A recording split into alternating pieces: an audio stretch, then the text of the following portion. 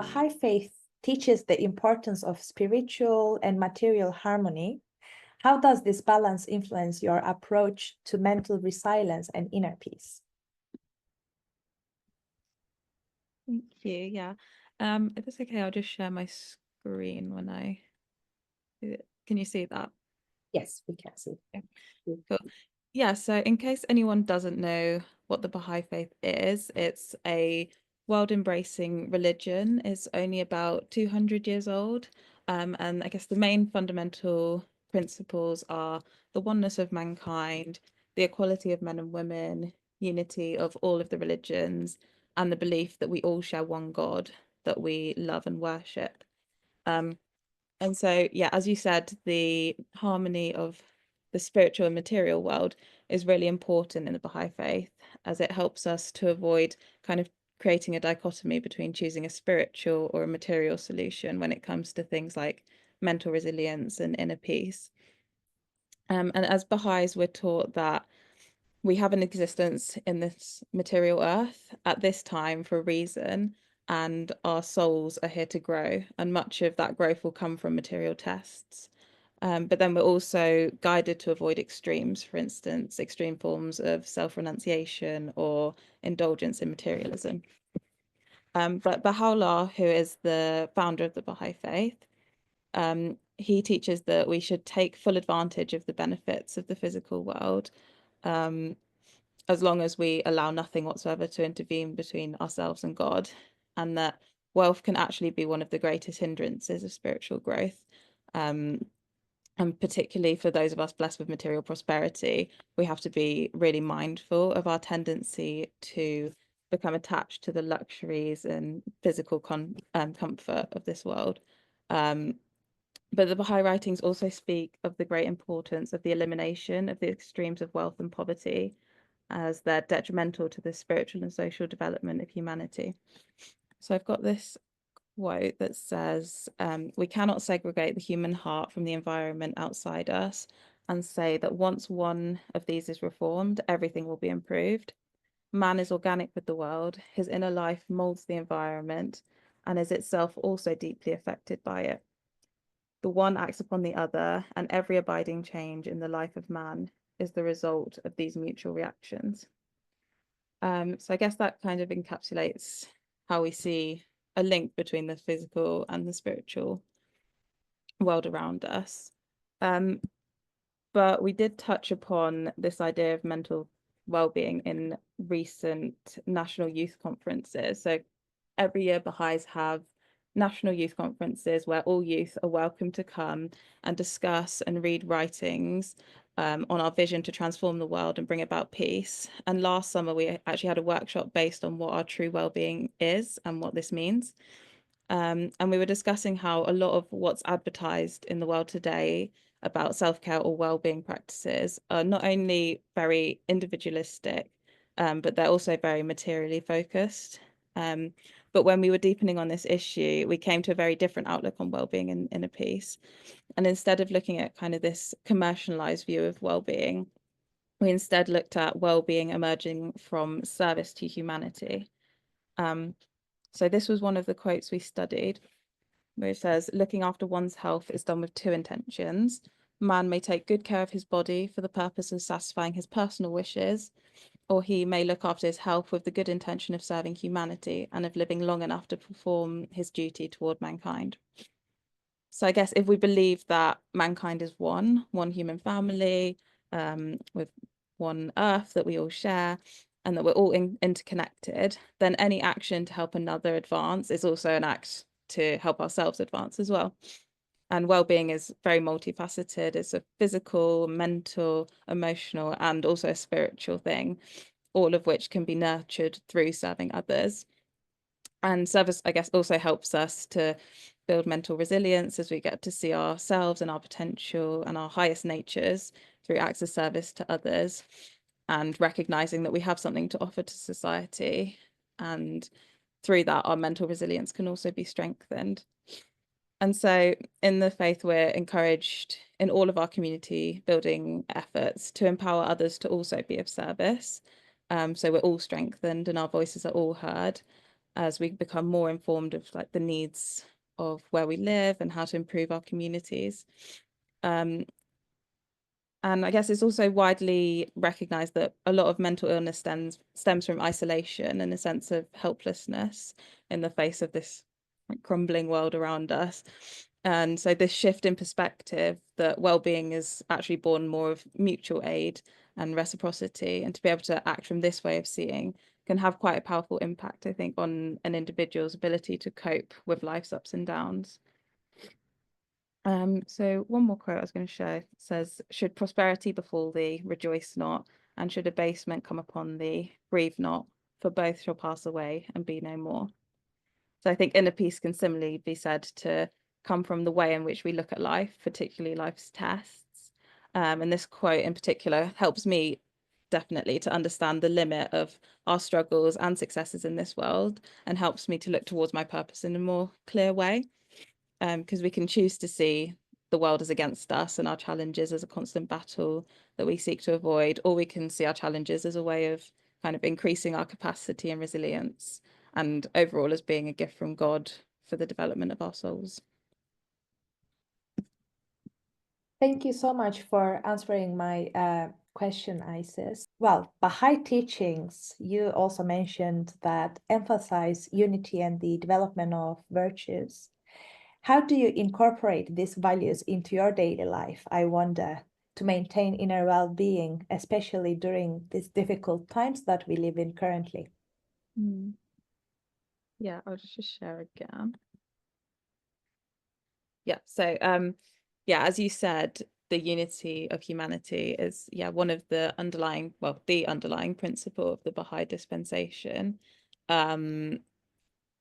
And we believe that mankind has reached a stage in its collective maturity where peace on earth is not only possible but an inevitable stage of evolution. And Baha'u'llah says the well-being of mankind, its peace and security, are unattainable unless and until its unity is firmly established. So I think also, though, when we speak about unity, it's important to understand that unity doesn't mean uniformity. And the Baha'i teachings really advocate for principles of unity and diversity, where a variety of the human race, where variety in the human race is really valued. And human beings have been created equal, and they require equal opportunities and treatment. And so I think when it comes to looking at the impact of unity on inner well-being, applying the vision of all people as one and deserving of equal opportunities is fundamental, because it shapes every thought we have and then every potential interaction we have with people. And this perspective will affect how we perceive our local and global reality, and then correspondingly affect our choices that we make. And it creates an openness of heart and mind and curiosity to learn about others and the world around us, and recognize that our own well-being is fundamentally linked to the well-being of all. And so when we look at our inner well-being as Baha'is, I think we're trying to use an outward-facing mind and consider how we create well-being for everyone instead of just for ourselves. And we cultivate and maintain this perspective through daily prayer and meditation. We take time to deepen ourselves through reading the writings of the faith daily. We meet together in study circles, and we learn how to put these principles into action.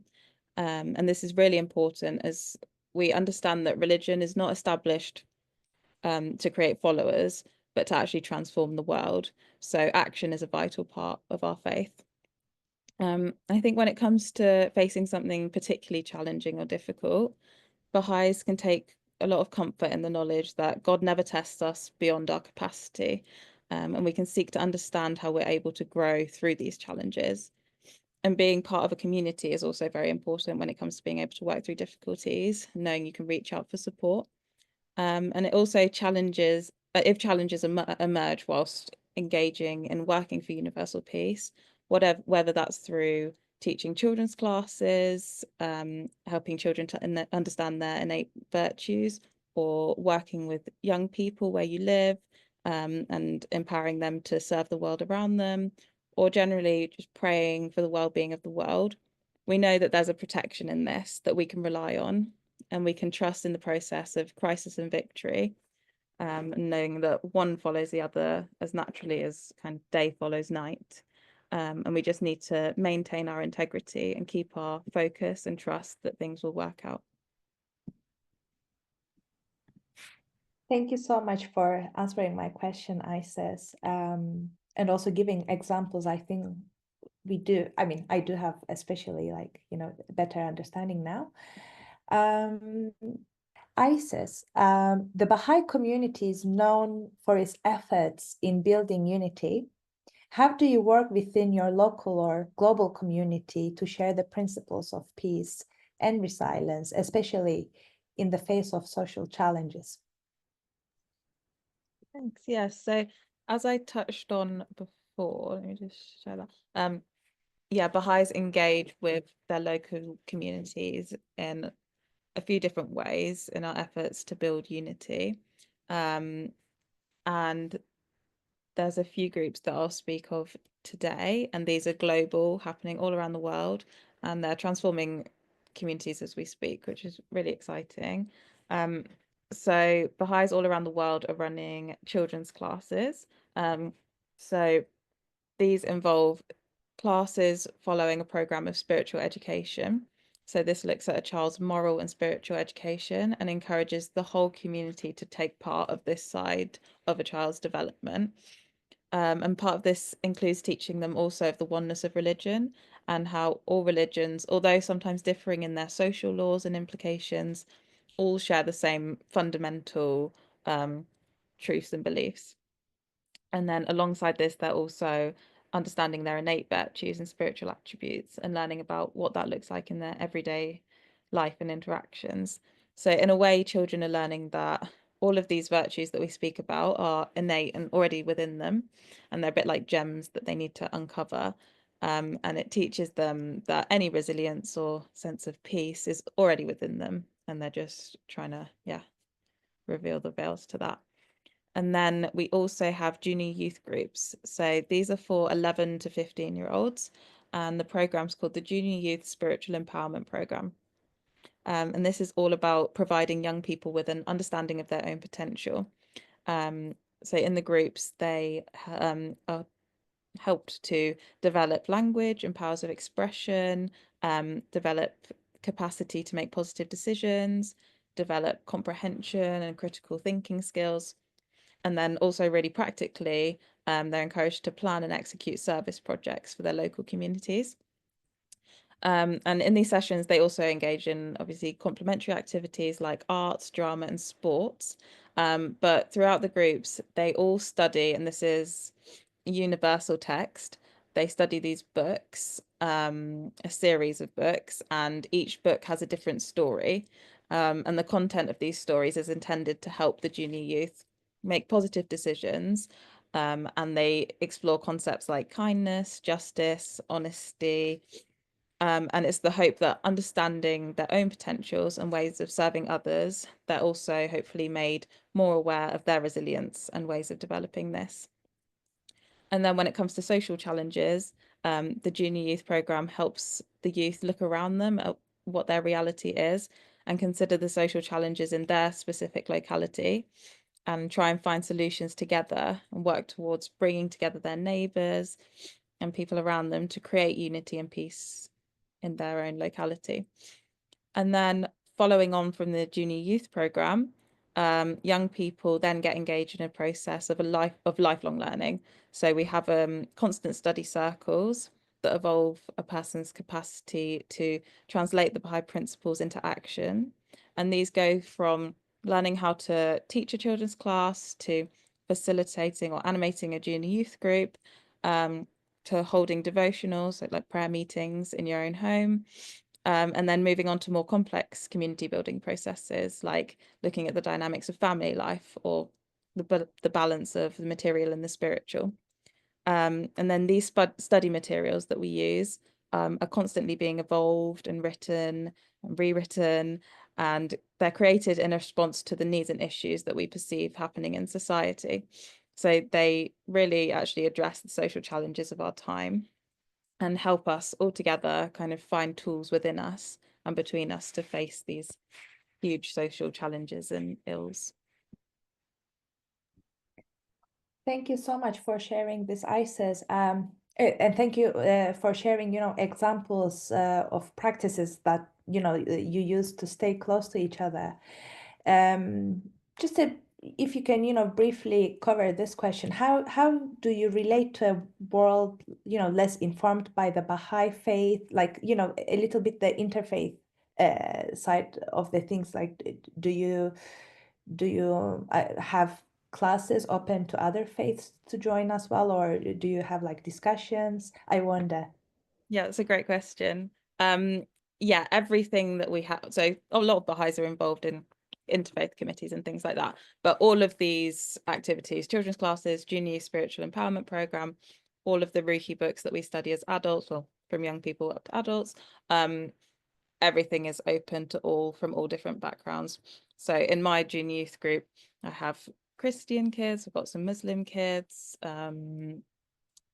kids with no faith background. Actually, I don't have any Baha'is in my junior youth group or my children's class. No Baha'is in either. And then in my study circle, I have a Muslim and someone who's not religious, a Christian, and then 2 Baha'is. So yeah, it's very diverse. We try to start small. We're very grassroots focused. So everything that I personally engage with in my community is on my street and my block, and then the streets attached. So it's all very small scale. And the hope is that when Baha'is are everywhere and focusing on their small communities, that will then grow instead of trying to, address the masses, because that doesn't necessarily work if you can't touch hearts of people. Absolutely right. Yeah. Thank you so much for answering my question.